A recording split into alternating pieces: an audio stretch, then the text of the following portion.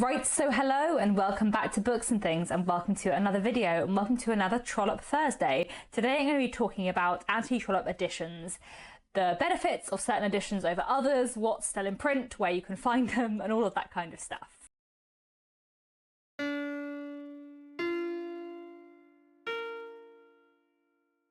So, if you don't know, hello, my name's Katie. I am a booktuber and an author, and I love the Victorian author Anthony Trollope. And Anthony Trollope wrote 47 novels, which is quite a lot, and it can sometimes be quite hard to find his books, especially the lesser known ones. All of Anthony Trollope's 47 novels are available digitally. You can read them on ebook. A lot of them you'll be able to find on Project Gutenberg, but I know not everyone likes to read digitally, so I wanted to talk today about what Anthony Trollope novels are in print, where you can find his books in print, in what editions, and I also thought today I'd talk about what Anthony Trollope novels you can get on audiobook, because I love to listen to Anthony Trollope's books on audiobook as well. So I'm going to start off by going through a few different editions of Anthony Trollope's work and talk about what works by him are available in each edition, and then I'll move on to audiobooks in the second half of this video. I'll try and leave a timestamp down below so you can skip to the audiobooks if that's what you're here for. I should also say that I am based in the UK, and I will be talking about which of his books are available in the UK. It may be that other editions are more available in other places, and I don't know, for example, which Anthony Trollope books are widely available in translation in different languages. I'm just going to stick today with the English language editions and what editions you can find them in. So I will start off with talking about the Penguin Black Spine editions. I really love Penguin Black Spine. They are generally my favourite editions of classics. I really love the font. I find them very readable. The notes and introductions are generally good, but I will say that I am not the best person to consult on that kind of thing because I don't tend to use endnotes and introductions very much when I read classics. I sometimes read the endnotes and introductions, I often don't. But I really like Penguin Classics and Black Spines for readability and design. They generally tend to be my favourite classics to read. The typesetting is just always really nice, and that is, to be honest, what I mostly look for in a classic edition. In terms of what Anthony Trollope books are available in the Penguin Black Spines, they have all 6 books from the Barsetshire Chronicles. That's The Warden, Barchester Towers, Dr. Thorne, Framley Parsonage, The Small House at Allington, and The Last Chronicle of Barset. They also have all 6 books in the Palliser series: Can You Forgive Her, Phineas Finn, The Eustace Diamonds, Phineas Redux, The Prime Minister and the Duke's Children. And then they have 3 standalones available in print: The Way We Live Now, He Knew He Was Right, and Dr. Wurtle's School. Those 3 standalones are 3 of my absolute favourite standalones, so they have good taste in their Anthony Trollope standalones, but I do wish they had more in print. The other really big classics publisher in the UK is Oxford World Classics, and they have quite a lot of Anthony Trollope in print. In general, I quite like Oxford World Classics.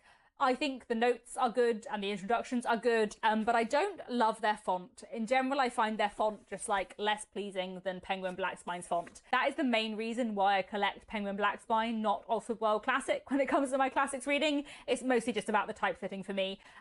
Some people may prefer the font in Oxford World Classics. However, although I may not love their font, they do have more Anthony Trollope in print than Penguin do. They again have all 6 books in the Barsetshire Chronicles, then they also have all 6 books in the Palliser series, and they in fact have both editions of The Duke's Children. So The Duke's Children, to explain, is the final book in the Palliser series, and there are 2 editions. Basically, as far as I gather, there was 1 original edition and then quite a lot of edits and cuts were made to it to make the final edition, and the final edition is the edition that has traditionally been in print, but the original edition has had a resurgence in recent years, and also World Classics have both editions in print. Then they also have quite a few of his standalones in print. They have The Way We Live Now and He Knew He Was Right, and also Orley Farm, Rachel Ray, Lady Anna, The American Senator, and Cousin Henry, all of which are strong Anthony Trollope books. Again, a pretty good Anthony Trollope catalogue. They also have in print Anthony Trollope's autobiography, which I haven't read yet, but I'm looking forward to reading soon. As I said, I have nothing bad to say about Oxford World Classics, except that I don't love their font as much as Penguin's font, but in general, they are easy to read, nice editions, and they have quite a good range of Anthony Trollope books, which I appreciate. And there are 2 other classic editions I wanted to mention. Neither of these have a massive range of Anthony Trollope, but they are quite common editions of classics that some people might collect, so I thought I might mention them. One is the vintage editions. So Vintage, who are also part of Penguin Random House, have 4 Anthony Trollope books in print: The Way We Live Now and the first 3 books in the Barsetshire Chronicles, The Warden, Barchester Towers and Dr. Thorne. It seems rogue to me for an imprint to choose to publish 3 out of a 6-book series, but you know, in general, Vintage have nice book editions that have good fonts and are easy to read, and the covers are very beautiful, but it does feel like a slightly random selection for Anthony Trollope books, so there we go. Then again, from Penguin Random House are the Everyman editions. These, if you don't know, are pretty hardback editions that are sort of more gifty. I don't have any Anthony Trollopes in Everyman, but I'll hold up some Chekhov here. You probably have seen the Everyman classic editions around. They're really nice, and they're also very nice under the dust jacket. They look really lovely. And Everyman have in print all 6 books in the Barsetshire Chronicles, and then 4, but only 4 of the 6-book Palliser series, and not the first 4. Bizarrely, they have the first 3, Can You Forgive Her, Phineas Finn and the USS Diamonds, and then they skip 4 and 5 and move on to the Duke's Children. And the Everyman edition of the Duke's Children is the full original draft version. They were the first people to publish an uncut version of the Duke's Children. I do find it very weird that they have published books 1 to 3 and 6 in a series, especially because the Duke's Children, I don't think it makes so much sense without the Prime Minister. And also the Prime Minister is the best book in the Palliser series. Why would you not publish the Prime Minister? But anyway, basically, I think what you're probably understanding so far from this list is that it is very easy to get hold of the Barsetshire Chronicles, and it is also pretty easy to get hold of the Palliser novels, and it is also pretty easy to get hold of The Way We Live Now, but it is a bit harder to get hold of the rest of Anthony Trollope's standalones. Then I had one other publisher who I wanted to mention, and that is Victoria's Archives. Victoria's Archives is a really great publisher who publish out-of-print Victorian books in really nice editions that look really nice and also have really good footnotes. And I actually use the footnotes because they're footnotes. As I said, I'm not someone who generally uses a lot of endnotes, because I generally feel that if I have to like flick to a page at the back, that will interrupt my reading experience and the flow of the story. I do sometimes use endnotes if there's something where I really don't understand what a word means or a term or a reference or whatever, but I usually don't tend to use them. However, in Victoria's Archives, instead of endnotes, it's footnotes at the bottom of the page, which means I actually do read them because I don't have to flick to the back of the book. And in general, the footnotes in Victoria's Archives are really useful. I also find the typesetting really nice, like the font is just easy to read. So there are 4 Anthony Trollope books available from Victoria's Archives. I have 3 of them. So we have the McDermotts of Ballycloran, and then we have An Eye for an Eye and Linda Tressel. These 3 are like 3 of my favourite Anthony Trollope novels, you know, top tier Trollopes for me. I think they're fantastic. And then the 4th book that Victoria's Archives have published by Anthony Trollope is Nina Ballotkar, which is also great, but I don't have a copy of. And maybe there'll be more Anthony Trollope from Victoria's Archives in the future because the catalogue is expanding, so who knows. So those are the Anthony Trollope editions that are in print and widely available. However, in my experience, it is also quite easy to find Anthony Trollope books in secondhand bookshops or charity shops. In the UK, certainly, I think Anthony Trollope is one of those authors who was very popular in like the 80s and 90s and is now slightly less popular, and therefore there were at certain points in time a lot of Anthony Trollope books in print, many of which still circulate. I have managed to get a lot of Anthony Trollope books from charity shops or secondhand bookshops, or from libraries, and you might be able to too. So I wanted to talk about the 2 Anthony Trollope editions that are no longer in print but used to be in print that I see a lot of, that it might be worth looking out for. So the first edition I see a lot of are the World's Classics editions. I think these are from the 80s and 90s, and I don't own any, but I will put some covers up on the screen. I have actually read quite a lot of Anthony Trollope's novels in these editions, because my library had quite a lot of them, and I really like them as editions. They're easy to read, they're very like nice flexible books, and they have good notes and introductions. As I said, I'm not a massive one for notes and introductions, but I have used them sometimes, and certainly for a novel like The Landleaguers by Anthony Trollope, which was not my favourite by him by quite a long way, I did read the introduction because it was a novel I didn't really like, and I kind of wanted to see what an academic had to say about it and its historical context, and I found that really, really helpful, and that's probably, you know, a good sample of the introductions to these books. As far as I can judge from the covers I can find of Anthony Trollope World's Classics editions online, I'm pretty sure that at some point in the 80s and 90s, World's Classics did produce all 47 of Anthony Trollope's novels. They are out there somewhere. If you live in the UK, you may stumble across them in charity shops or secondhand bookshops, or online. They may well be at your local library. Though they are no longer in print and you can't buy them new, I do think they're really nice editions. And I've always had a nice reading experience with Anthony Trollope when reading from those editions. And then the other kind of Anthony Trollope edition you may find secondhand are the Folio Society editions. And I love the Anthony Trollope Folio Society editions a lot, and they are very, very beautiful, lovely gifty hardbacks with lovely font. The font and the typesetting of Folio Society is just always lovely, and I think these are really nice. I have read a couple of Anthony Trollope novels in their Folio Society editions, and although, you know, they're heavy, beautiful books, I wouldn't necessarily want to take out the house with me. They are a really lovely reading experience, and they're also illustrated, which is really lovely. You know, they're just beautiful books in every way. I have two different kinds of Anthony Trollope Folio Society editions here. So these ones are from the 90s, the ones that have this kind of spine, and I have sort of 4 or 5 of his standalones in this edition, and then I also have the Barsetshire Chronicles and some short stories in this edition with this kind of spine. This is Barchester Towers, and I love these editions very much too, especially because there is a map of Barsetshire in the front, which is just lovely and really cool to have. And these editions are a little bit older, I think. Yeah, this is from the 80s. I think the illustrations are less beautiful in these 80s editions than in the 90s Anthony Trollope editions, but the map is really fun, and I do really love this binding. It looks really beautiful. The one thing that might be against the Anthony Trollope Folio Society editions for some people are the fact that these books don't have notes. They do, most of them I think have introductions, but they don't have any kind of endnotes. For me, as I said, I don't tend to really use endnotes, so that doesn't matter and doesn't make a difference, but that may make a difference to you. I believe that in the 90s, the Folio Society released these editions with this kind of spine of every single one of Anthony Trollope's 47 novels. They're all out there, and although you can't buy them new now from the Folio Society, they are pretty easy to find secondhand, in my experience, in the UK at least. I don't know how big the print run was of these books from the Folio Society, but every time I go into an Oxfam bookshop in the UK, I find some of these, and I have multiple times stumbled across a nearly full collection of these. I have considered buying a full collection of these, but I do not have the space because they're massive hardbacks. I think so far I have sort of 4 or 5 of Anthony Trollope's books in this edition. I really love them, and I have been like collecting some of my favourite standalones in this edition.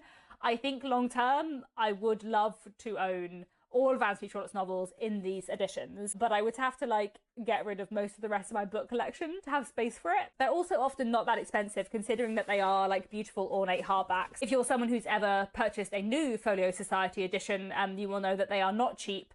They are really, you know, gift books really, rather than a book you might buy for yourself. But generally when I find these old 90s Folio Society Anthony Trollope books in charity shops and secondhand bookshops, they tend to be £5, maybe £10 sometimes, but more often £5. Still, you know, a lot cheaper than a brand new hardback, and they are really lovely editions. As I said, I often come across these in secondhand bookshops and charity shops, the Oxfam bookshop especially, and the Oxfam bookshop has some of these online as well. I'll leave a link down below. Usually I buy these Anthony Trollope Folio Society editions because I come across them in a secondhand bookshop and can't quite resist, but there's one I bought online, and that was John Caldergate, because this was the final Anthony Trollope book I read, and I was like, I don't want my last Anthony Trollope reading experience to be on an ebook. I just want to have a beautiful edition, and I'm very glad that I have it. I just really love these editions, and as I said, they are like easier to find than you might expect if you're in the UK. So those are the physical Anthony Trollope books that are out there, and now let's talk about audiobooks.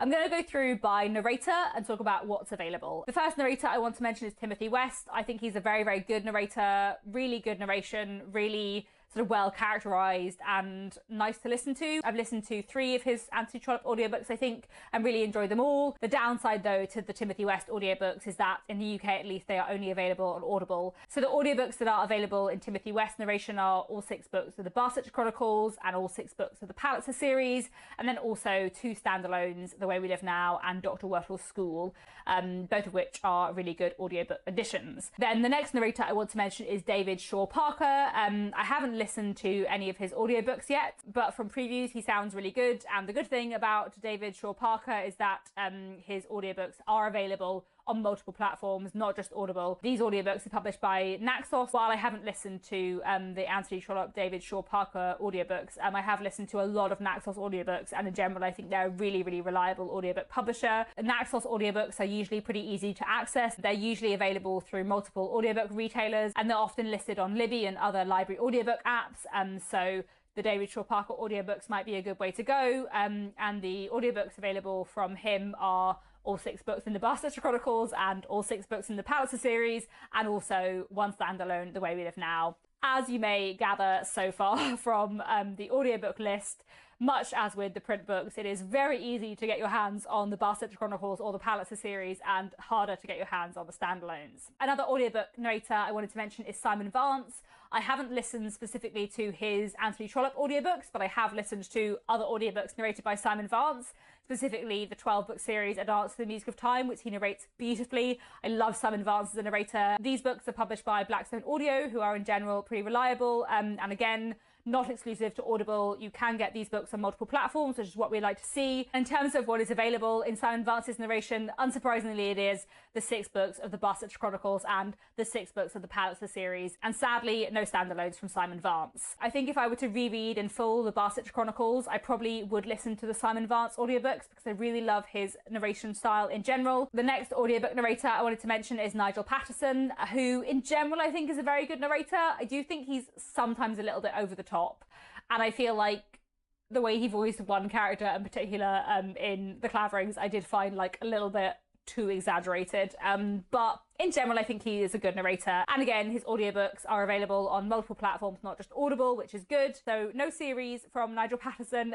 but there are 4 standalones available in his narration. He Knew He Was Right, very good audiobook. I have listened to that one and enjoyed it. The Claverings, very good, but as I said, there was one character's presentation who felt a little bit over the top for me. Then the other 2 standalones he narrates, which I haven't listened to, but I would like to, are Is He Poppinjoy and The Three Clarks. The Three Clarks especially, I would really like to reread and listen to because it's just such a delight of a book, and I feel like that would be lovely to listen to. So I expect the existence of the Nigel Patterson audiobook of The Three Clarks will prompt me to reread The Three Clarks even sooner than I might otherwise do. So the next audiobook narrator I wanted to mention is Tony Britton. I think he's a very solid audiobook narrator. I've enjoyed what I've listened to from him. The downside though is that in the UK at least they are only available on Audible. In terms of what's available, there's just 2 from Tony Britton, An Old Man's Love and Sir Harry Hotspur of Humblethwaite. I especially recommend An Old Man's Love, which is a favourite Trollope of mine. I'm not so fussed about Sir Harry Hotspur myself, but I did listen to the audiobook. The audiobook was good. It was just that I don't think it's the best of Trollope's books. But anyway, and then there's one more narrator I have to mention, and that is Peter Newcombe Joyce, who again I think is a really good narrator. I have really enjoyed the one Trollope audiobook I've listened to from him. These audiobooks are widely available, not exclusive to Audible. There are 4 standalones from Peter Newcombe Joyce: The Vicar of Bullhampton, Sir Harry Hotspur of Humblethwaite, Dr. Wurtle's School, and Harry Heathcote of Gangoil. The Vicar of Bullhampton is the audiobook of his that I listened to, and I really, really enjoyed that audiobook very, very much. I feel like that's a slightly weird choice of 4 standalones. Dr. Wurtle's School and The Vicar of Bullhampton are fantastic, but Sir Harry Hotspur and Harry Heathcote are like not the best of Trollope in my opinion. It seems very sad to me that there exists an audiobook of Harry Heathcote of Gangoil but no audiobook of Isla's Angel, which I would love to listen to a good production of. So there we go. That is where you can find Anthony Trollope's books in print or on audio. There are quite a lot of his books that are only really available either in secondhand print editions or digitally, but I have personally really enjoyed reading Anthony Trollope on ebook, in print and on audio. There are some of his books that are harder to get hold of that are really worth reading, but I do think if you're sort of just getting into Anthony Trollope, it might be helpful to know what's in print, what's available on audiobook, and some of the differences between these editions. That is all for now. I hope this video has been helpful. There will be lots of links down below in the description. Wherever there is a link to an edition on Blackwell's, that's an affiliate link. And I get a small commission, so if you want to buy any of these books and you fancy buying them through Blackwell's, that would be very, very nice and I'd be very grateful. Where there are other links to audiobook sites or to Oxfam, that's not an affiliate link, that's just me telling you where you can buy it, but I hope that is helpful. As ever, if you have any questions about Anthony Trollope, do leave them down below and I will add them to an Anthony Trollope FAQ video that I will be making at some point. Otherwise, thank you very much for watching and I'll be back very soon with another bookish video.